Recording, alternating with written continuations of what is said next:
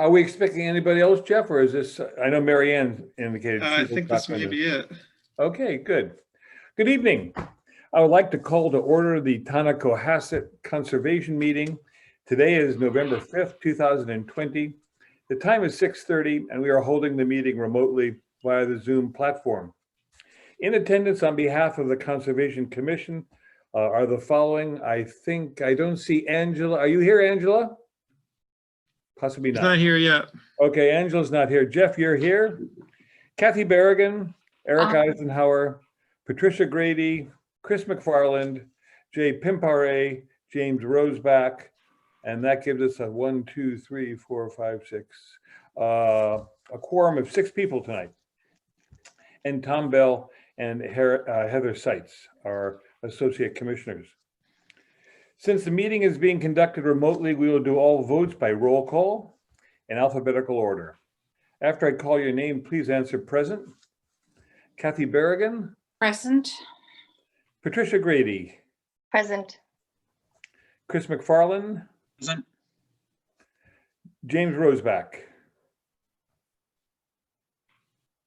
James, are you here?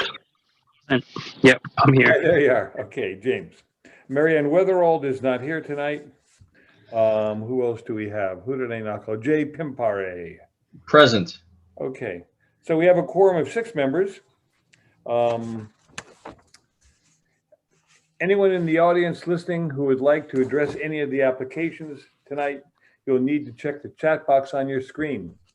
Our agent will be monitoring the chat box and any questions indicated. And Jay Pimpare will just for a moment talk about any problems we have signing on, because we have some procedures for that now. Jay, do you want to take care? Yeah, thank you. I'm going to share my screen here for a moment. Hopefully everybody can see my screen. Can you see the Town of Cohasset webpage? Yes. Yep. Great. All right. We did this last week and I thought it would be good for everyone and those in the audience as well. There was some questions regarding the agenda, etc. So anyway, to get on to look at all the plans for tonight's meeting, you can do that in advance. This is the town webpage, cohassetmass.org. If you just scroll down to the bottom of the page here, you'll see all the events over this side. Don't pay too much attention to that. What you want to pay attention to is the virtual meeting information down here. By clicking on click here, that'll bring you to the board and committee virtual meeting content. From there, if you move down, you see the Conservation Commission related documents. Here is our agenda for this evening. We had 3 items of business on the docket. We had Dolan Lane, 76 Lamberts Lane, and 183, 187 Atlantic Avenue. I would just put a plug in here in case for anyone listening here. 76 Lamberts Lane and 183, 187 Atlantic Ave are going to be continued. So the only item of business tonight will actually be Dolan Lane. So if you're here tonight listening in for 76 Lamberts or 183 Atlantic, those will be continued. I'll let the chair talk a little bit more about that later. So anyway, here, Lot C Dolan Lane, I'll click on the site plan. And this is probably what's going to be, which is what we're going to get into in a few minutes. This is the site plan. You can zoom in, you can zoom out, and here are the test pits, etc.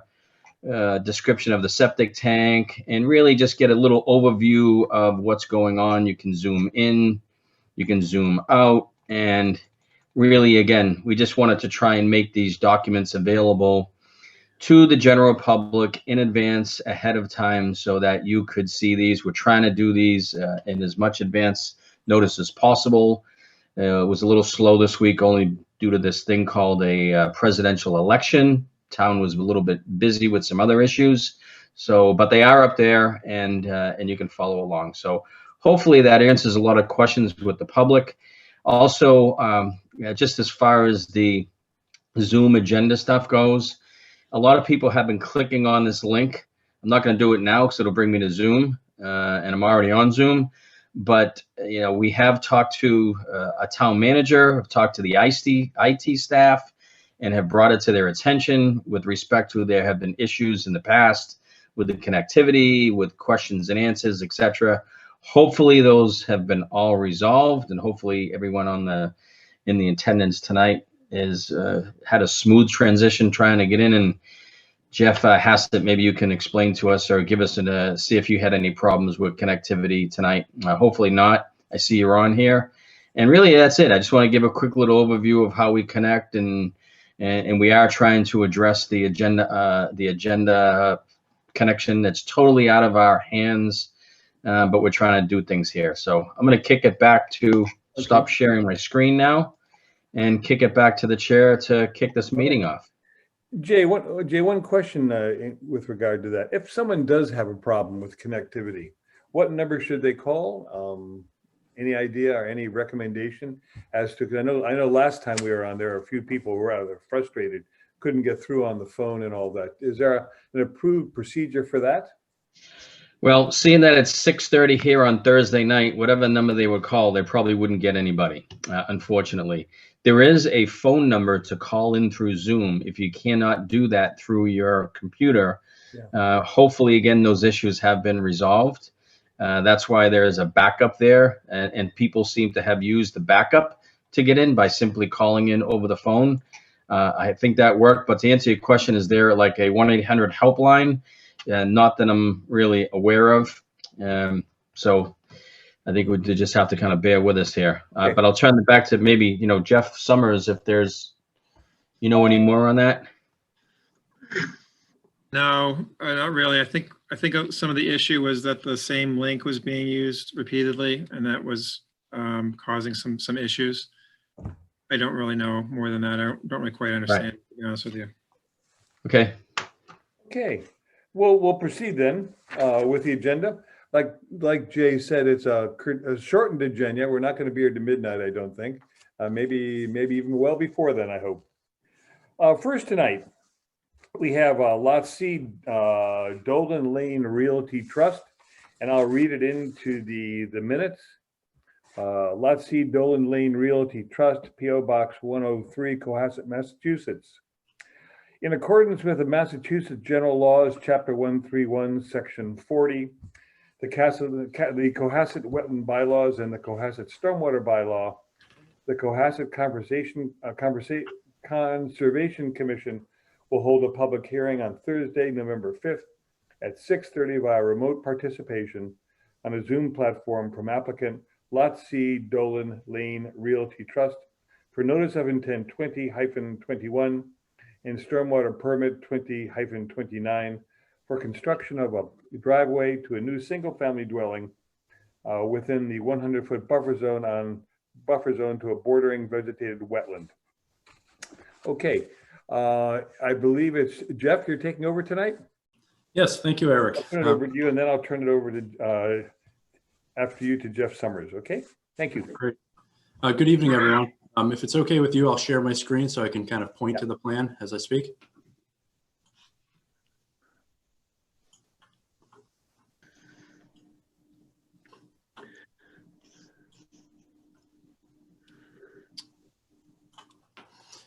Okay, so Jeff Hassett here with Force Engineering, and we filed a notice of intent and a stormwater permit for a new house on Dolan Lane, Lot C Dolan Lane. So the property is located towards the end of Dolan Lane, which is off of North Main Street. It has frontage on Dolan Lane, and it's about 2 acres in size. Of the 2 acres, 1.9 acres is upland. And the property does slope towards the front to an isolated wetland at the front of the property. So Dolan Lane is here, and this is the wetland on the property. We had the wetlands delineated by Brad Holmes, a professional wetland scientist with environmental consulting and restoration. So he delineated a wetland on the site, as well as on the other side of Dolan Lane, there's a BVW. I will note, because it was brought to my attention today by Jeff Summers, that there may be a 4-inch PVC pipe going under Dolan Lane, which would connect the 2 wetlands and potentially making them both BVWs. But I am going to have to get back to you on that. We're going to have to do a site visit with Brad Holmes and locate the pipe if it is there, get some elevations on it and such. But I just found out about that today. I wanted to do the presentation anyways and get whatever other feedback there may be. So moving on to the proposed work, the Driveway hugs the property line, staying as far away from the wetland as possible. This is an area where you can see the grade is falling off pretty significantly towards the wetland, and it's a ledge. So we don't want to do any excavating through there. So the intent will be to build a stone wall along the edge right there, creating a plateau for the driveway. Beyond there, the driveway meanders back to a side entry garage and a single family home, which is entirely outside of the wetland buffer. It has a septic system in the front yard, small backyard, and yeah, and that's about it. The area to be disturbed is about 25,000 square feet, and we've really minimized that area, keeping it as small as possible. And we've located all the trees to be removed, which are shown in red. I mean, there's really no way to save any of those trees. It's a small work area. There's grading throughout that entire area. But I will note that 71% of the property will remain undisturbed wooded areas. For stormwater, there's really no potential for this property to flood any down gradient properties. It's in an area that's not heavily populated. And also it grades to a low point on the property here. So it doesn't, but that being said, we are doing a stone trench along the side of the driveway. And then the rear and the front yard and the remaining portion of the driveway all go to a rain garden located in the front yard. And then we have 2 roof drywall systems as well. And by doing that, we're significantly reducing the rates and volumes of runoff. So with that, I'd be glad to pass it back to you and try to answer any questions.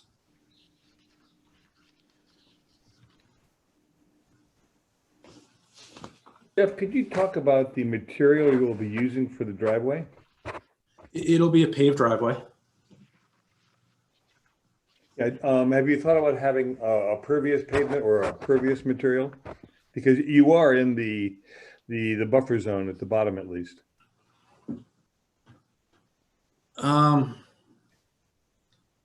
You know, it's something I'll ask the builder about. I'll look into it. Jeff Hassett, this is Jay. Is the it looks like in order to get away from the wetland, obviously, is for as far as possible, and applaud you for keeping that the driveway out of the 25-foot buffer there of the IVW. Is the driveway at its furthest point away, meaning that I know there's a lot line on the other side there. Is that, does it really encroach upon the minimum setback there? It doesn't look like it could go much more, but so I guess the question is that the furthest it could go to the lot line, getting away from the IVW? Yes and no. As it immediately comes off the drive off of Dolan Lane, we could probably keep it a little bit tighter through here. And then up in here, you can see the contours, it gets very steep. So there's not much room right through here. Maybe a couple feet we could move it. But we could move it up here a little bit further away. And how wide is that driveway? Let me check.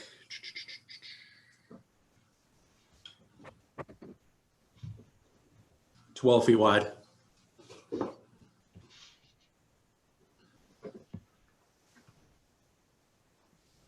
Jeff, what would happen to your driveway and your plans if you should expand the buffer zone to 50 feet from 25 by reclassifying it as a BVW? Yeah, if we had to classify that front wetland as a BVW, the driveway would be within the 50-foot buffer to it. We'll certainly adjust it and get it as far away as possible, but it will be in the 50-foot buffer.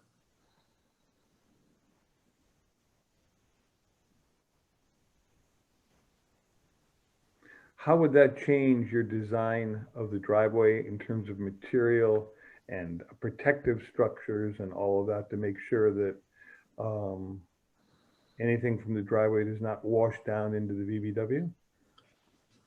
Sure. So on the down gradient side of the driveway, we have a stone trench, so that will intercept the runoff. You don't have a big area offsite coming onto the driveway, so you don't have a a big watershed area coming on. So it's not a ton of water that I would really expect erosion or washout. But there probably are some things we could look into, like a pervious driveway, or this stone wall is about 4 feet tall. Maybe we can do plantings at the base of it to slow the runoff, stuff like that. Okay.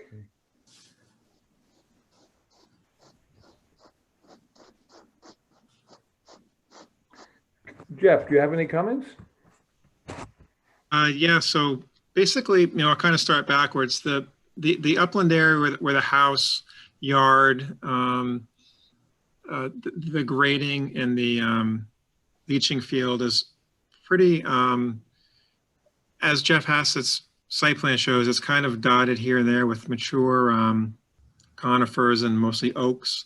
There's very little ground cover. There's very little shrubs in the area up there. But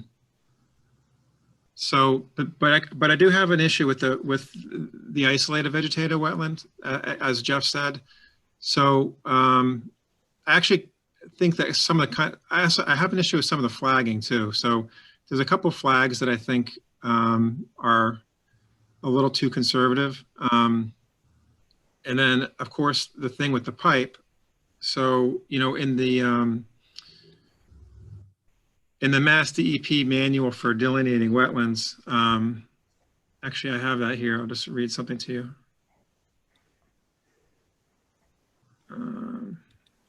Well, I had it, but now all I have is Jeff Hassett's screen on my screen. Oh, let me unshare this. Okay.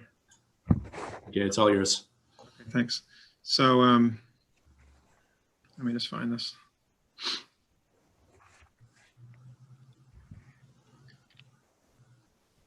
So in the delineating BVW boundaries, I'll just read the one sentence. It says, bordering means that the wetland touches the bank of a water body, is contiguous with wetlands that touch the bank, or is connected via surface water or culvert to wetlands that touch the bank. So, and then you go to the definition of a culvert, and basically it says, a tunnel carrying a stream or open drain under a road or railroad. Wikipedia says a culvert is a small channel that allows water to flow under a road, railroad, trail, or similar obstruction from one side to the other. So, reading that and reading, the definition of a culvert, I kind of am leaning towards saying that, just by definition that IVW is actually a BVW. So, I think, I don't know, I'm sure that's going to change Jeff's plan somewhat at least. So I kind of think we need to get that issue settled. I would recommend too that, Jeff said he would check with Brad Holmes to see what he has to say. I just want to go ahead and say that, if Brad doesn't agree that is actually a bordering vegetated wetland, I would recommend that this be one of those kind of rare instances where we actually get a second opinion on that. So that's really all I had to say at the moment. Jeff, what are your thoughts on that? Mr. Well, I haven't seen the pipe. Jeff Summers sent me a photograph today, which I saw, but I haven't seen it myself. My wetland delineation report from Brad says it's an isolated wetland. And when I spoke to him, he didn't see a pipe when he was out there. But if there is a pipe connection, then it probably is a BVW. I mean, there's some things we'll look at, like where is the pipe? What's the elevation at? Does it take any flow? But I need to see it, and Brad needs to see it himself before we can make a call on it. Okay. Jeff, when was the wetlands delineation done by Brad Holmes? Do you have just the date on that? And I guess I didn't see that as part of the record. Can you just, if you have a copy of that, if it wasn't part of the record, can you include that, please? Yeah, so it's on page 2, and under site notes, site note number 2, he flagged it twice, once in 2018 and once in 2020. In 2018, he was looking at the other side of the road, though, the buffers that extend onto the property from the other side of Dolan Lane. So that IVW was flagged in September 2020. Okay. Jeff, what is there on Dolan Lane below the house? the water that comes running down the driveway, where does it go when it arrives there? Where does it infiltrate? The portion of the driveway closer to the house runs to a rain garden, which is right along the limit of work, downgrading of the septic. We're essentially berming up at the property line to hold back the water. Not at the property line, I'm sorry, berming up at the limit of work. So the water during a storm comes rushing down the driveway. Where does it go? Can we put the site plan back up there for everyone to kind of look at? Sometimes that's very helpful if Yeah, we I'll could have the site plan back up. Thank you. So the front, this is a portion I was talking about. Yeah. This portion of the driveway flows overland and into this rain garden. This contour here wrapping around and then wrapping around the other direction is symbolizing a berm, holding back the water. Yeah. The runoff from this portion of from this portion of the driveway here back flows overland across the driveway into this stone trench, and it and then it overtops, and ultimately it's going to overtop around here primarily and then flow into the wetland. But that stone trench has check dams every 20 feet or so. So the water basically goes into one section, overtops into the next, and so on. And eventually is released at the end. Okay. I've never had erosion right. Go ahead. No, go ahead, please. You're still explaining. I think the point that you're getting at is where we're subject to erosion in this area. And I've never really seen any significant erosion at the end of that trench, but I could add some riprap or something there to make sure. Okay. It looks to me like, just looking at the contours, that any runoff is going to end up in that alleged isolated vegetated wetlands. Yes. Well, you know, you've got a bowl there basically. And so all of the runoff's going to end up there sooner or later. And so maybe the question is, what happens then? Do you have a vernal pool that develops? I think this road was paved recently by the town. Is that correct? Does anybody know anything about that? Maybe there's a plan. Maybe they have a diagram with the culvert on file. I actually asked, I asked the building department if they thought they would have something like that, and for when the road was actually installed, if they would have some sort of a plan that would show that pipe into the roadway, and he doesn't believe so. I don't know if well, it's a private road, so I guess DPW wouldn't have it either. Mm-hmm. Jeff, could you please explain the 30 by 40 reserve area out back behind the house and exactly what that is back there? It says not to be constructed, but what is the reserve area? Yeah, so Title V requires for new construction, anytime you're increasing flow on a property, sewage flow, that you have to provide a reserve area in case the primary system ever failed. Is there any reason why that system wouldn't be further back in the back area there as opposed to the front of the house? Is it just gravity? Well, it more likely than not will never be used, but it's the area where we did test bits and found adequate soil to support a septic system. Further back, we didn't dig test bits, but there was more surface stone back here. So Jay, are you asking why isn't the septic system in the back to begin with to keep it away from the wetland? Yeah, it's just a question. Yeah, if that was actually a reserve area and a backup plan and suitable, then in order to alleviate potential overflow, underground infiltration, etc., was there any consideration to using the reserve area as the primary as opposed to the reserve area? We could. The grade will have. The grade would have to come up in that area by. I guess the grade's coming up anyways. We probably could. Yeah, has the Board of Health weighed in on this application yet? They haven't. The plan has been submitted, but they haven't weighed in yet. Are there any other plans that need to be submitted? Any other applications that, town applications need to be in place for this particular project? No, not that I'm aware of.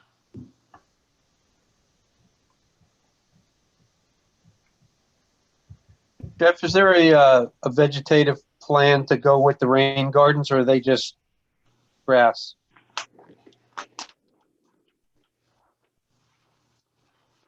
Yeah, we have a detail on sheet 2, and it does call out the plants to be planted. Those, okay. Yeah. Here it is. So cinnamon ferns, New England asters, rosebud azalea, American holly, and switchgrass. Tell me, Jeff, Jeff, can you, yeah, as far as the rain garden, Jeff, what facilities are in place to make sure 5 years from now they're still functioning? Who monitors these things? Well, there's an operation and maintenance plan that's part of the stormwater package. And, you know, there will be an order of conditions. So the order of conditions could reference that to any future owners. But there's no facility for regular monitoring or control or anything like that. It's the responsibility of the property owner. I have a feeling that maintenance man is probably the first thing that's going to find its way into the trash can, I think, when all the other documents and newspapers build up in the house. But, you know, I was surprised. I was at a MAC course 2 weeks ago, and according to their survey, 85% of the rain gardens that have been put in Massachusetts are inoperative within 10 years, some a lot less. Just because they're not maintained, no one monitors them. There's no real penalty because they're not being monitored. And they're very nice in concept, but basically, long-term, they don't work, Jeff. So how important is this rain garden to your infiltration figures? I mean, I disagree that they don't work without maintenance. I mean, if you don't maintain it, it'll be a little more, it'll be more overgrown, but it's still going to have the berms and it'll still hold back the water. And those overgrown plants, I mean, they're the ones kind of breaking down the microorganisms. So they do continue to work. I think the idea was that they fill up very quickly. And they don't continue to regenerate their capacity to absorb water because they get full of compost and soil.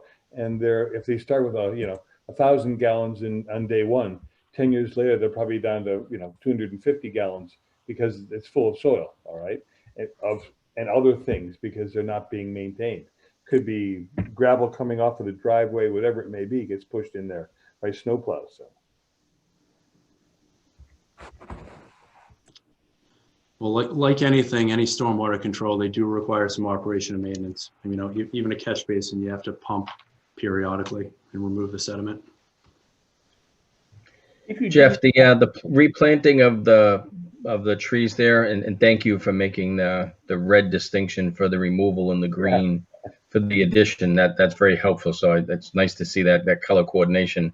And looking under the plantings, it looks like they're 3 to 4 inch calipers, 6 to 8 foot at time of planting. Is that true for the green trees that are going in there?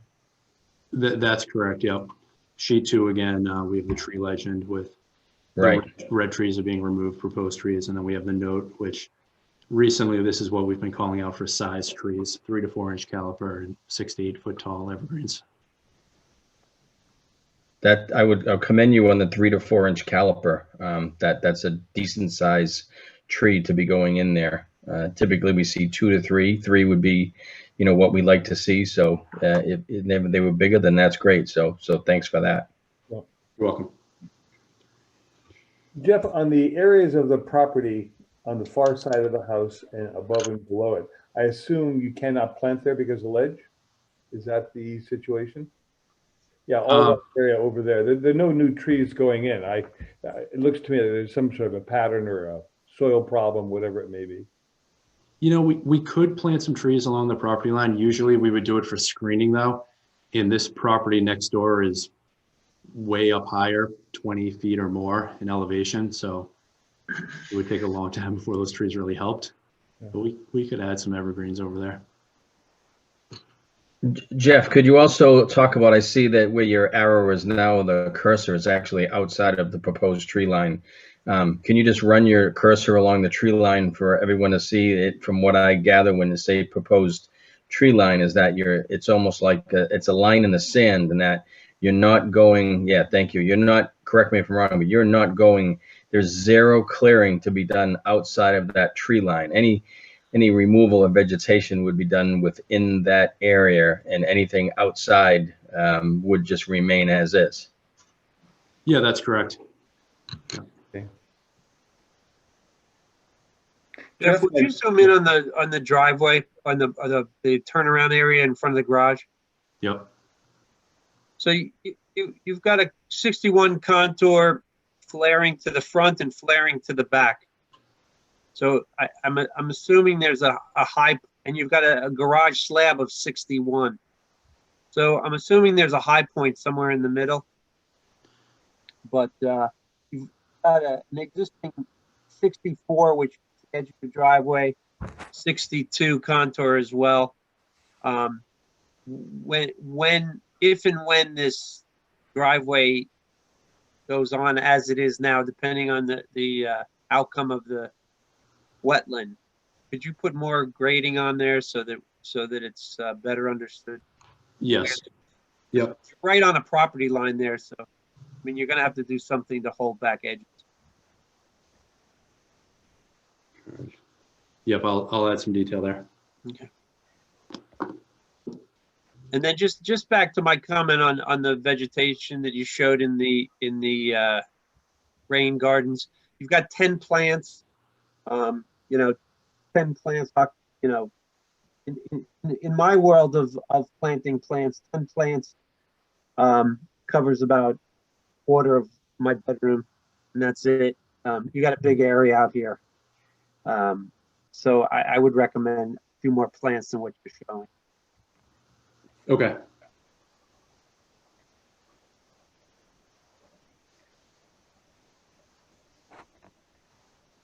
Any other comments?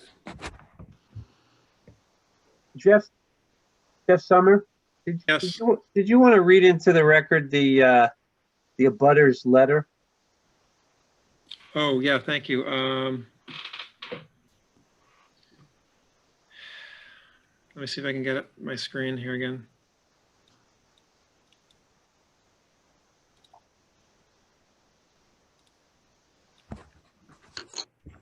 Hey, Jeff Hassett, would you mind taking down that, your site plan? I don't know yeah, thank you. Sorry about that again.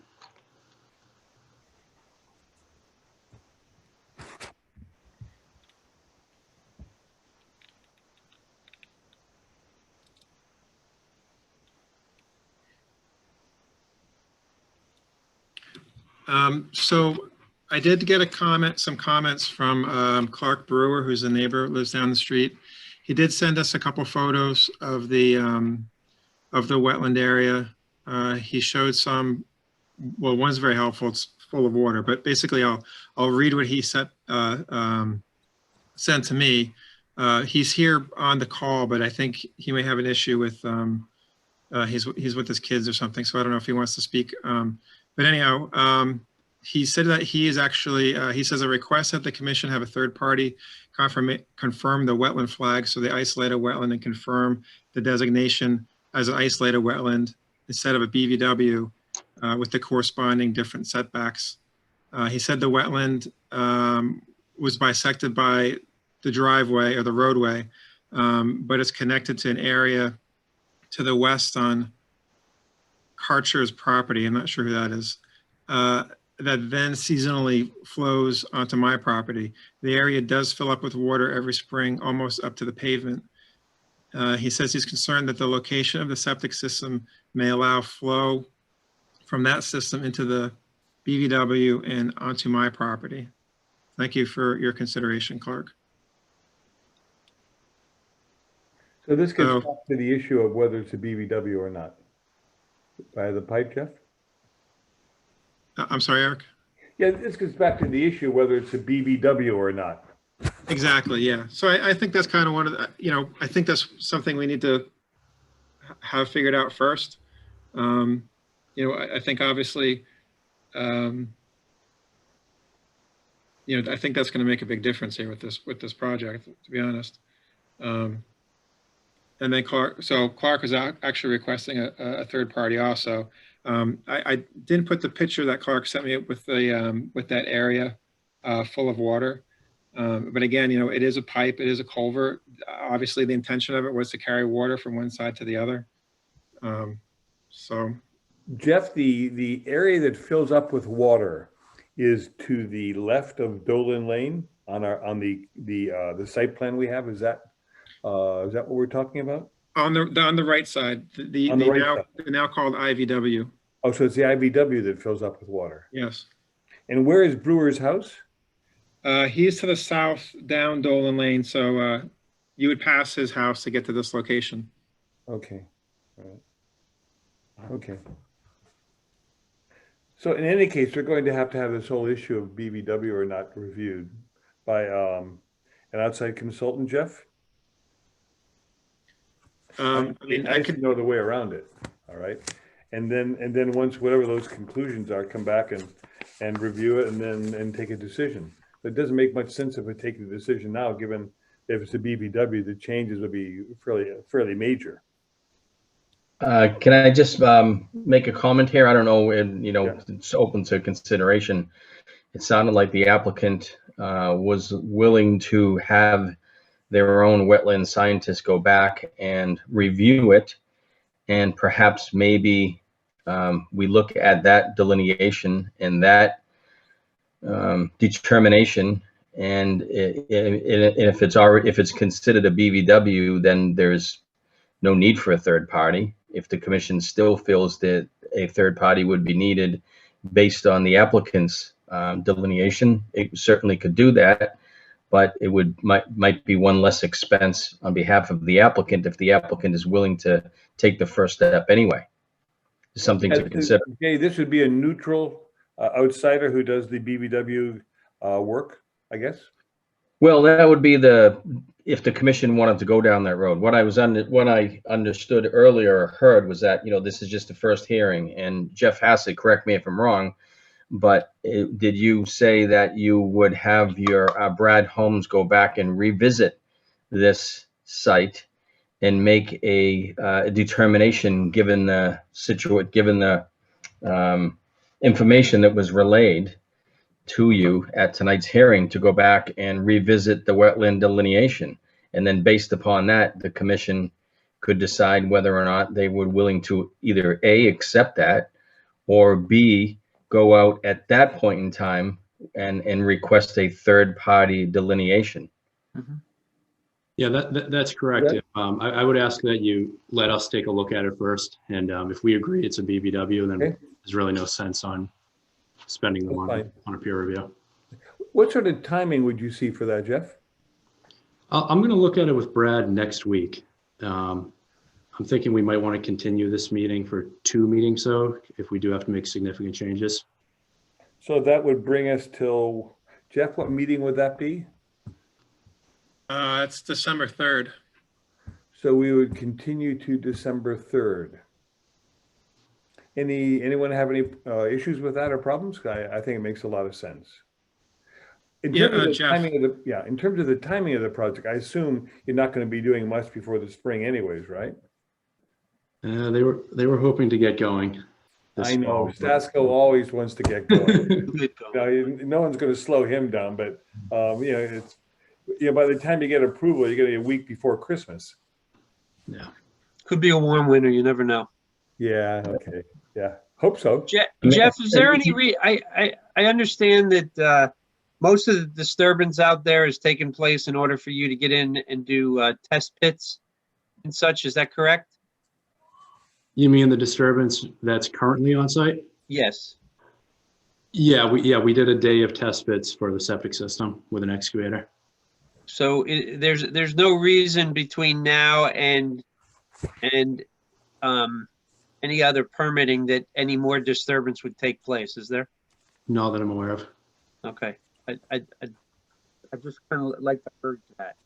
What's your concern, Chris? Anything? Well, if in fact this is considered a BVW, then disturbance has already taken place within the 50-foot buffer. I think that even the boundary, if in fact it's not if the isolated wetland is in fact an isolated wetland, I think it's possible that its border needs to be reviewed. So I just would prefer that there's no more disturbance in any potential buffer zone. All right. Especially during this time period where really all we're talking about is kind of more inspections. So Yeah. I assume the work of Brad is basically going in with a shovel, correct, Jeff? Yeah, an auger, yeah. Yeah, yeah. He's not gonna be digging, no mechanized equipment or anything else will be going in, No. as Chris was possibly alluding to. Okay, we continue, Jeff. Yeah, can I just make another comment here? Yeah. Looking at both sides of the wetlands delineation, Jeff Hassett, if you're looking to potentially, have a hearing in a couple weeks rather than push it out, if your wetlands delineation comes back such that in your determination, it's an IVW, I don't imagine that really much of the plan is going to change a heck of a lot. You could push this out 2 weeks from tonight. And if you feel that you need a revised plan similar to the 2 meetings that we have tonight, you could also just ask for a continuance out to December 3rd. So, I'm always trying to help the public a little bit here and not push it out a full month if it's actually truly, you don't need to push it out a full month. That's all. Yeah, that would be great if we could do that, and then I'll report to Jeff Summers. Jeff, Jeff, we'll leave it up to you then, all right? Thank you, Jay. Yeah. So we would continue this from 2 weeks till tonight, and with a possibility that could always get continued. But I think you want to continue it for 2 weeks from tonight. You're taking the optimistic route. That's good. That's great. We still have. No, I'm not being optimistic at all. Yeah. Just I've been down this road, and when you push things out a month, it's like that. A month is a long time. It's Yeah, also I you're running appreciate into Christmas time at that point. Okay. Anything else? Yeah, I just want to mention too that I don't see any comments from the public in the Okay. Q&A. Thank you. Clark Brewer's not. He's not on the line or anything. I take it. He's an attendee. He's listening in. Okay. Alrighty. Hey, Jeff, thank you very much. Great. You're welcome. Put you on Thank you. the agenda in 2 weeks' time. Great. Thank you. Have a good one. Thank you. See you, Jeff. Okay, next on the agenda, we have an issue we need to discuss related to what's taking place at Nichols Road that some of you are familiar with. We'll hold Eric, that. can I just jump in there? Just follow along with the agenda items. Like next was Lambert's Lane or 183. You just want to continue those first before we jump to the next issue. Okay. So we have to officially continue them. Yeah. Yeah. Okay. Agreeing to continue, so we don't have to vote on it, do we, Jay? No. No. Okay. Just for the record, just state the next item of business would have been 76 Lambert's Lane that's being continued to 2 weeks from tonight. Okay. And 183, 187 Atlantic Avenue has also been continued at the request of the proposer. All right. Applicant. Hey, that's a better word. Okay. Next item on the agenda is the approval of the minutes. And then we'll get on a bit later to the Nichols Road issue. There are 2 minutes. One is the 8th of October and the other is the 22nd of October. Is Angela listening?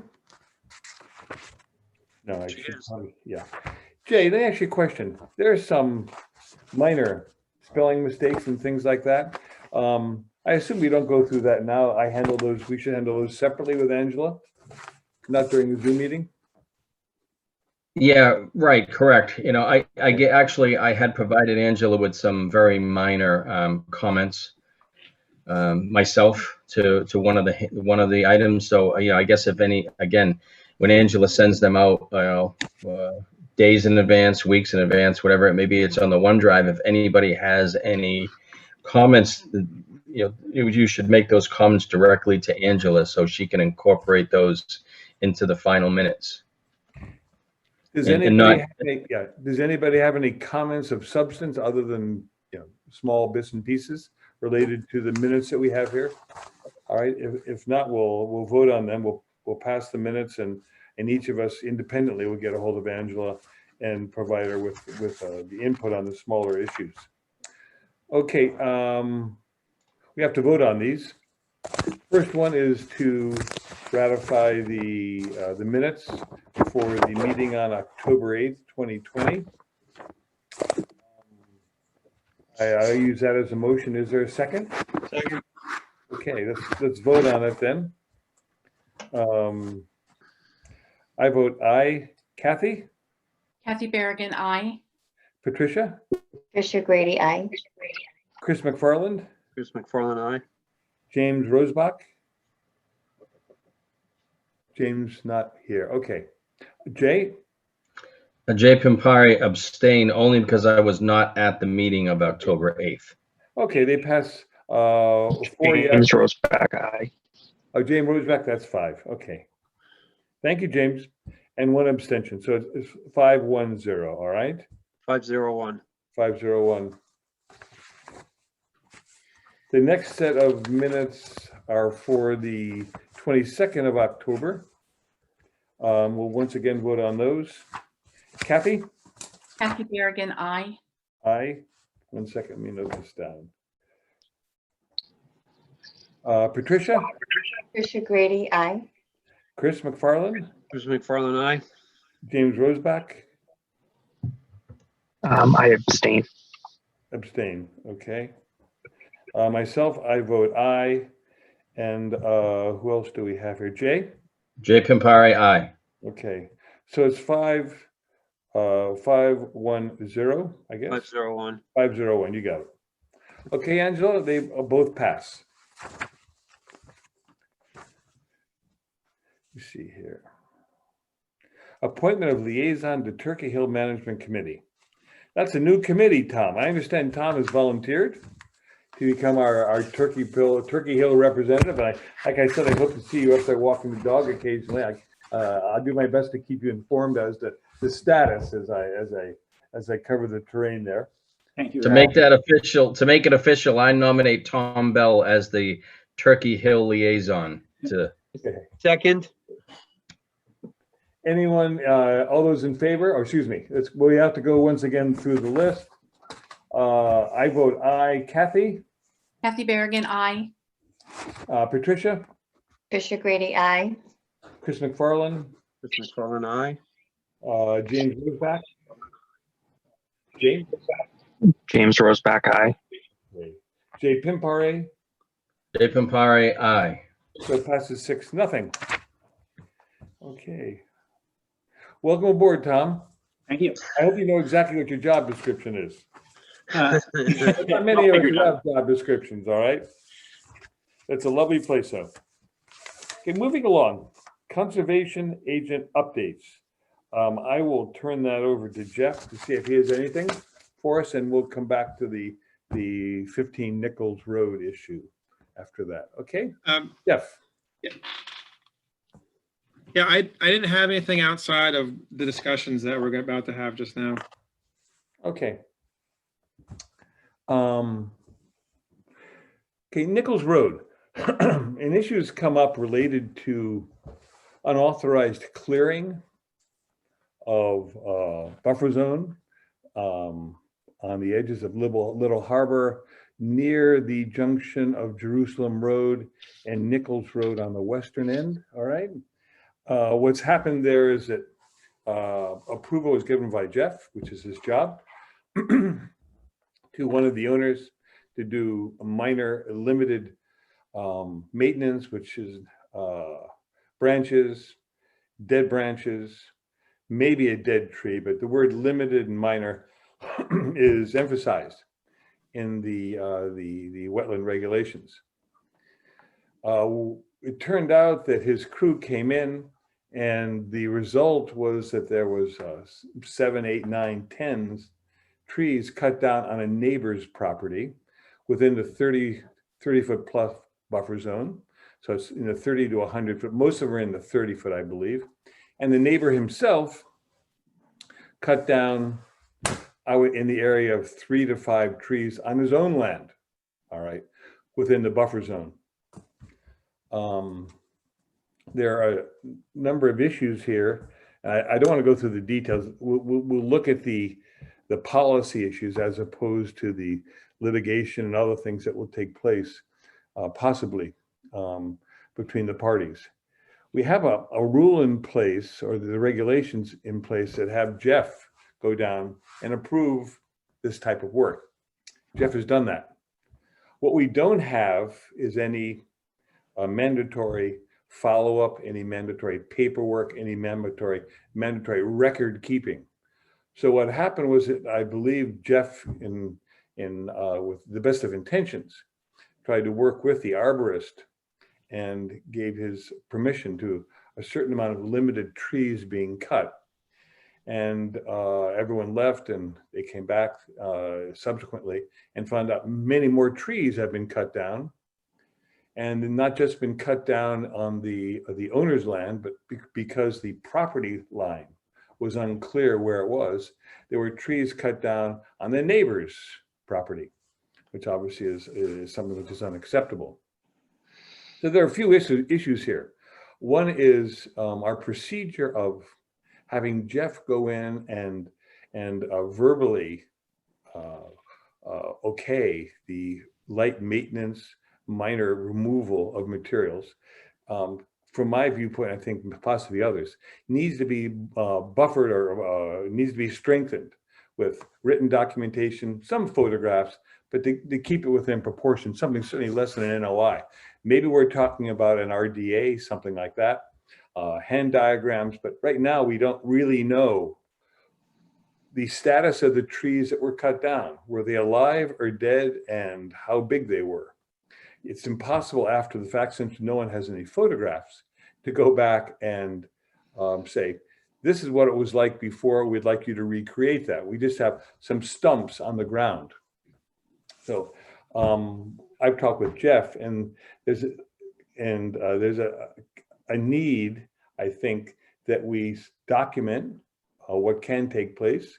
We have something written for the records, maybe some photographs, in a way that's not too onerous, because these projects occur quite often, but at least gives us some control over what's going on in the future. So, the other issue is this question of border delineation. It was very unclear. There was a lot of overgrowth. The person who did the cutting should have checked. He was responsible for it. It wasn't the other parties, but he didn't know, and he had someone which he brought in who decided to do a lot more possibly than he was authorized to do.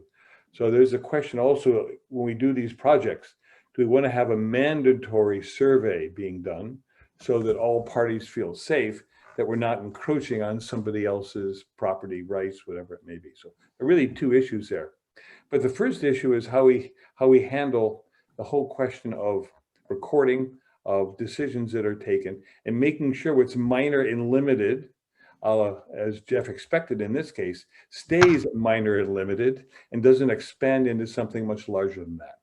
So I'll turn that over for discussion and any questions anybody has.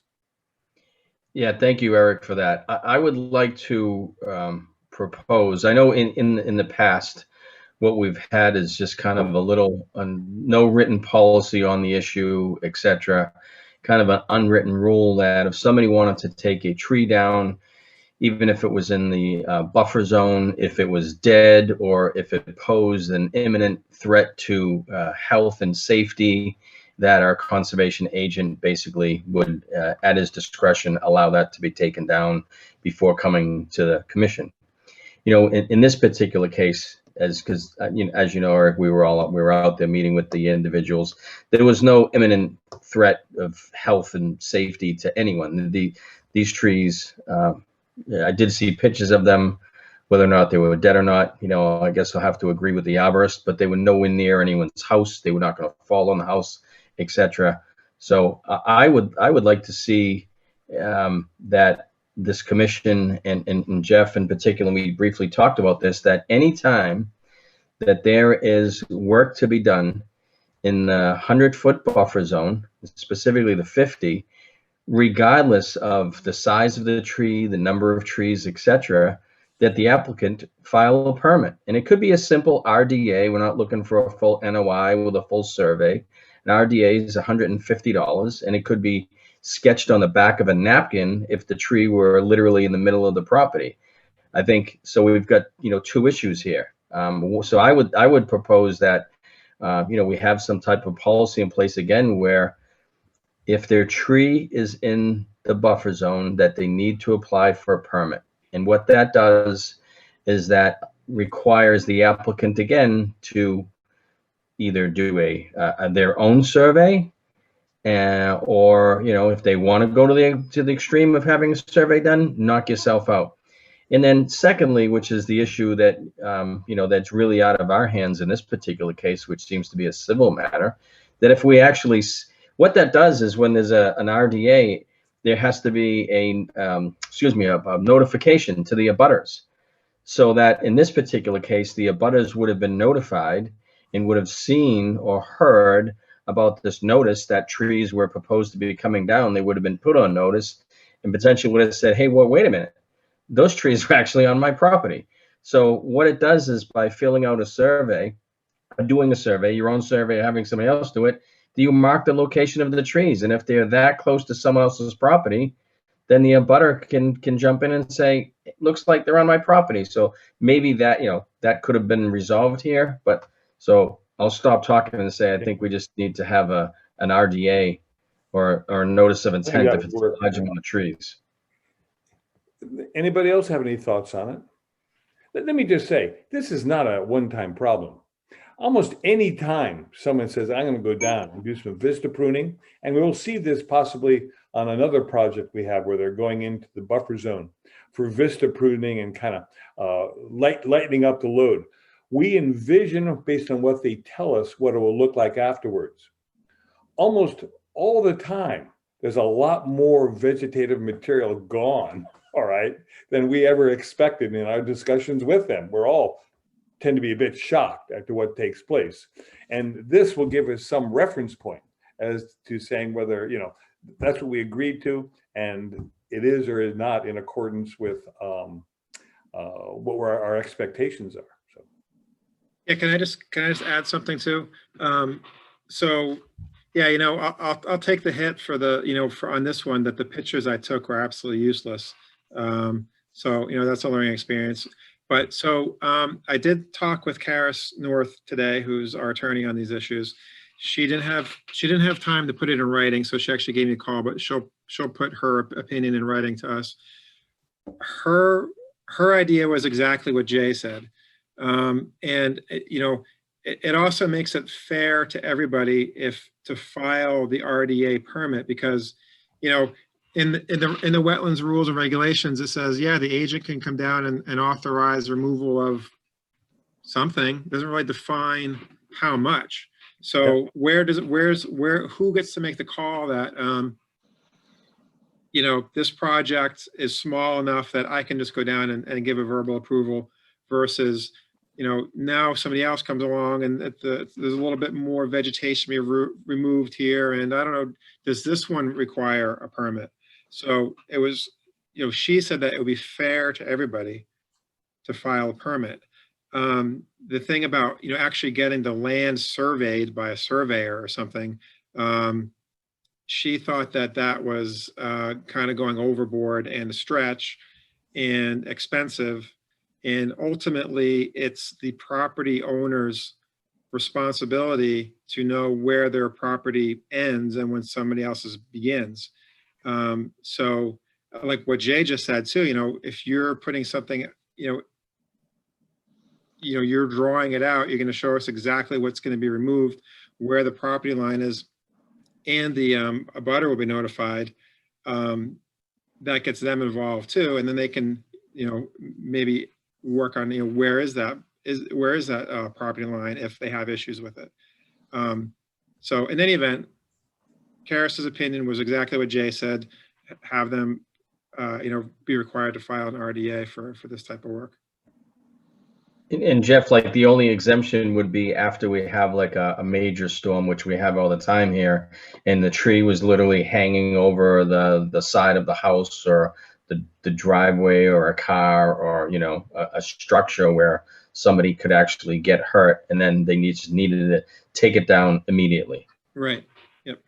But Jay, we are talking about buffer zone situations.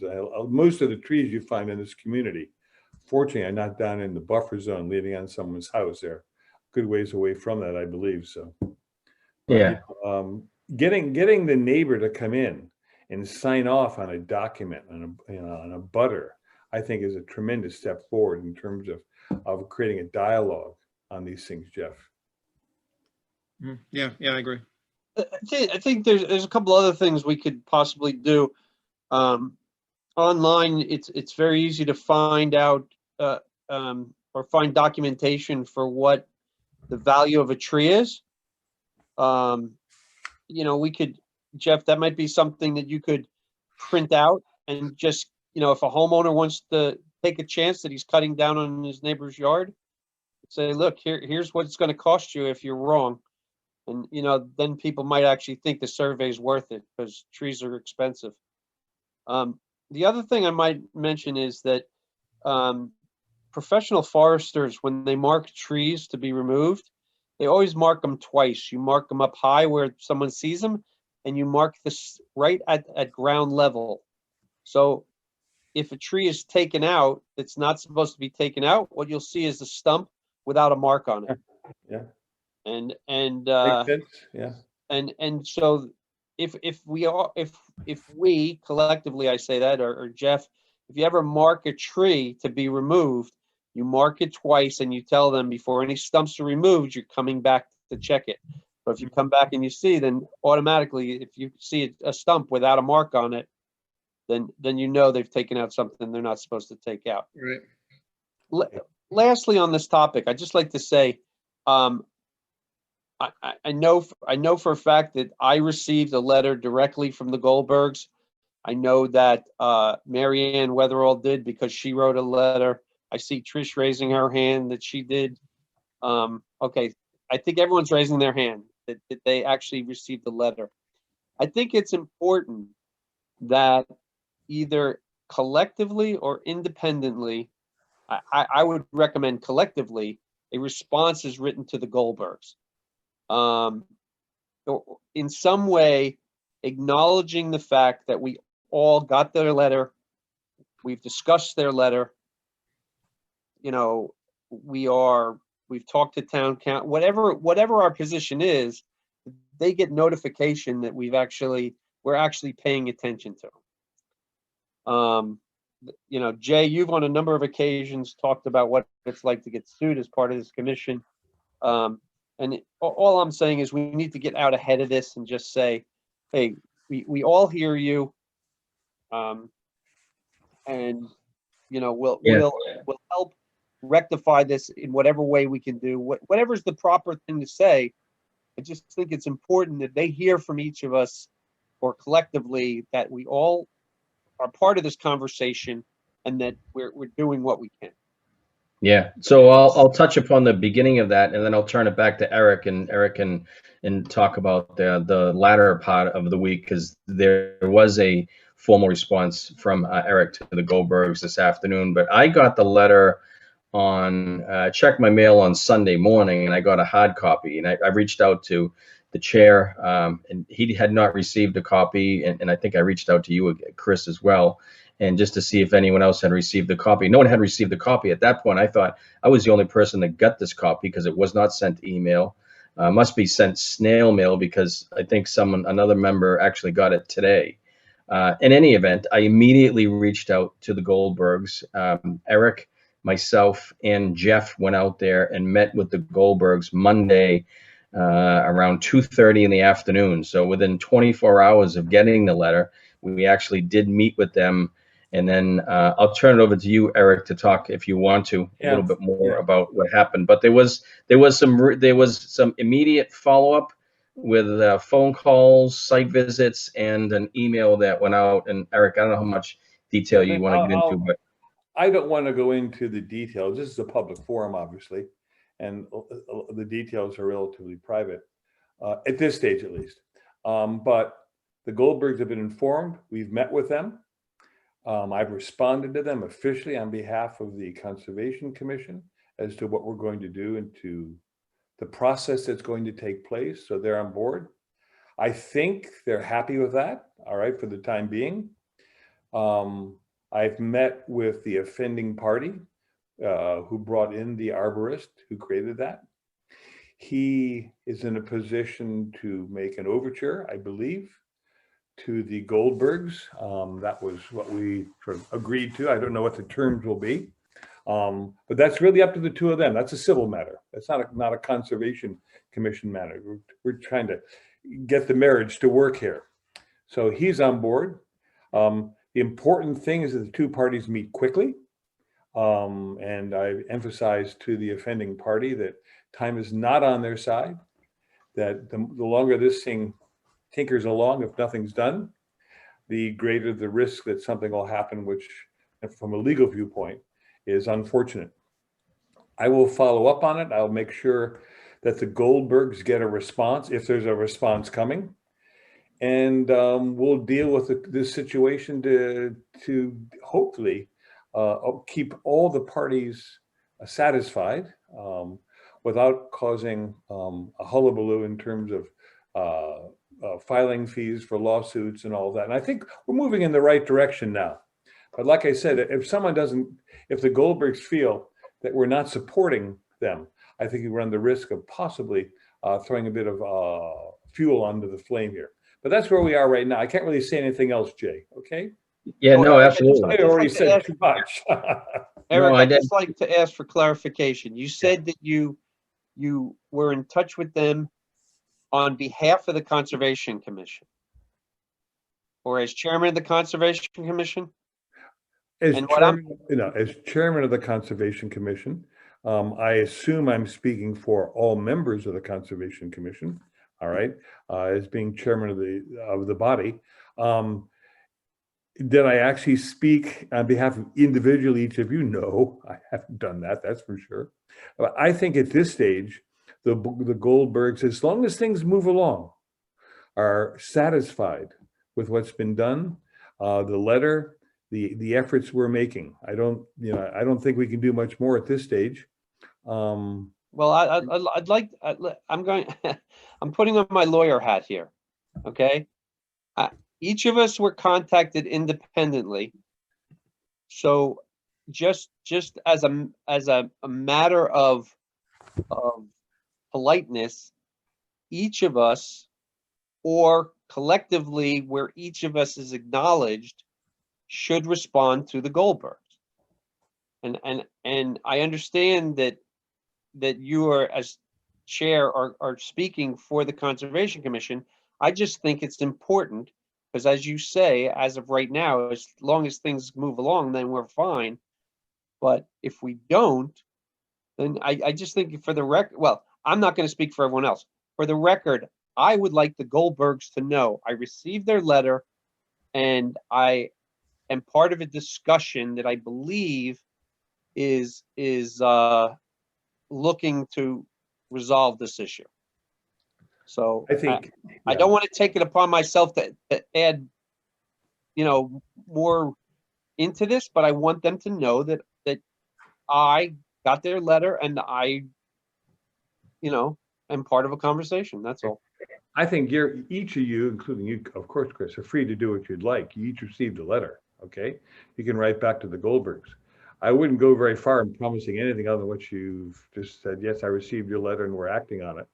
But if you feel comfortable doing that, that's fine. I can't give you a recommendation to do that. I think what we're doing now is fine. We'll keep you informed of what, the key is what transpires next week, all right? And we'll keep you informed. If you feel comfortable from a legal viewpoint answering it and just saying, yes, I received your letter and I'm part of a group that's dealing with it, that's fine. I see no problems with that. Okay. And each of you can take that decision for yourselves. All right. All right. Did you say you Eric? emailed them? Did you email the Goldbergs? I emailed them, yes. So would you share that email address with us, please? Yeah, that's easy. Yeah, Thank you. no problem. Eric, I'll do that, a yeah. question. Would it make sense for a formal communication to be prepared on the behalf of each individual, so we could collectively review it and send it to them together versus what, 6 of us all acknowledging separately? Maybe that's one way of resolving some of your concerns, Chris, just to put it out there, what we've done so far, kind of like a recap of what's been done so that they understand we took it very seriously, responded within 24 hours, hope to find an appropriate resolution. And then if we see it all, we could all electronically DocuSign or I think we're making a mountain out of a molehill at this stage, Patricia. I Maybe. think my feeling is, as long as things transpire as we expect in the next few days, this thing will blow over, and everyone's going to be content with the current course of action. I don't personally think it's necessary to sit down and write some sort of a memo to the Goldbergs that we all jointly input and then make it into a group document. I don't see that as being necessary, nor fruitful. All right. Yeah. I think they're happy with our commitment so far. Well, Jay, what that's, do you think? I'm more speaking Yeah. to Chris's concerns that he voiced, and I understand that you're right. We could very well be making more of it, especially if they're satisfied with the response. I just think it might pull it all together, but I'm not overly concerned. I one other quick little point, just a thought too. I love the idea of getting the RDA and permitting and making sure everyone's dotting I's and crossing T's. It would definitely resolve some issues here. I'm wondering, Jeff, might be completely unrealistic, but I'm sure you called on a lot of little consultations throughout. And if we could help with just a simple documentation process of what what transpired, because I think you probably find yourself in the position of what's interpreted versus the advice that you were given or how you left a particular consultation. And it doesn't have to be anything formal, but if a document trail was there, it would certainly help in situations where, unfortunately, you might be in a position where the homeowner said, well, I thought Jeff told me this. And you'd have something to be able to say, well, my notes, this is how we left it. And that might seem like a little inane, but I just thought I'd throw that out there too. That's my 2 cents. Thank you. So I'll just jump in. Thank you, Trish. Great comments. And Chris, I agree with you. I wouldn't have a problem if personally you gave if you wanted to have sounds like you would like to respond, and you're certainly welcome to do that. And if it were short and sweet and said something to the effect of, and again, I don't think that all 7 members and associates have to do that as well. Just say something. I received your letter. I understand that you have been in communication with the chair and working to resolve this issue, but I have acknowledged your letter. Thank you very much. Something short and sweet. What complicates this, and I want to get away from mentioning names here, typically if we had a case where somebody went above and beyond the clearing, what we would be doing right now is we would have a show cause hearing. And how we would address that is we would be doing that in a public forum right now. We would bring the applicant in. We would say, hey, what happened? What did you do? And if we found that they went above and beyond the clearing, we would most likely issue an enforcement action and blah, blah, blah, and all that with mitigation plans. In this particular case, it's a little bit complicated because we have homeowner A went onto homeowners B's property and cut down trees. So again, let's take the names out. We can't bring in homeowner B and say, all these trees are now gone on your property, because they will say, yeah, the guy next door or the girl next door did it. Why aren't they brought in? So we're kind of caught in a little bit of a civil matter here. And as you know, we don't get involved with neighborly disputes. So it complicates things even further. So I'm confident and happy that Eric, as the chair there, has tried to do the best he can to resolve or assist in helping with what really now is a civil matter, in all honesty, and then working towards moving in the future to say, look, this hopefully will never happen again. And the frequency of it happening over the past few months or in the past year or even longer, it's probably too much. We can't have it anymore. So I understand Jeff's put in a difficult situation here sometimes. If we're all in agreement that, look, file a permit, an RDA or an NOI, if it's in that much great removal of vegetation, and bring it in front of the commission and play it out that way. So that's my take. Yeah, I think there's one other issue here, Jay, and thank you very much. What you said was right. The issue was brought up by the party, the aggrieved party in this case, as to changing the policy. They had a problem with trees being cut, but actually more of the letter had to do with what we're going to do to put a policy in place to prevent this from occurring in the future. And I think, once we leave this meeting and Jeff and we put together a program with RDAs and various other things that we can present to them, they will also be happy with that recourse that we're putting in place. All right. Because right now it's very clear to them, there's not much of a document or a procedure, a process in place to do this efficiently. And that's 50% of the letter is telling us to get off our butts to sort this thing out from an administrative authorization, pin people down viewpoint. Okay. And Eric, you as follow-up to this meeting, that may be, and again, you're right. And even when we met the applicants, that was really their big concern, as far as there was no notification to them other than the morning of that all these trees were coming down. And of course, it was too late. So, the commission may want to, in some form of memorandum put together by the chair, to send to the Goldbergs and say, we discussed this at our public meeting, and with commissioner input, and as long as everybody's on board, to say that moving forward in the future, any removal of trees would require a permit, and blah blah blah. I think that will probably put out 75% of the fire involved. I actually, when you get down to it, they weren't really that concerned about replacing the trees. They were much more concerned about the civic policy that we have put in place in Cohasset, because they're people who want Cohasset to work well. They're concerned that we have policies in place so other people don't fall awry, and that's really what we're doing. Okay, and yes, we'll do that, Jay. All right. Any other comments? Anything else to discuss tonight? Anyone have any other subjects? Jay, anybody?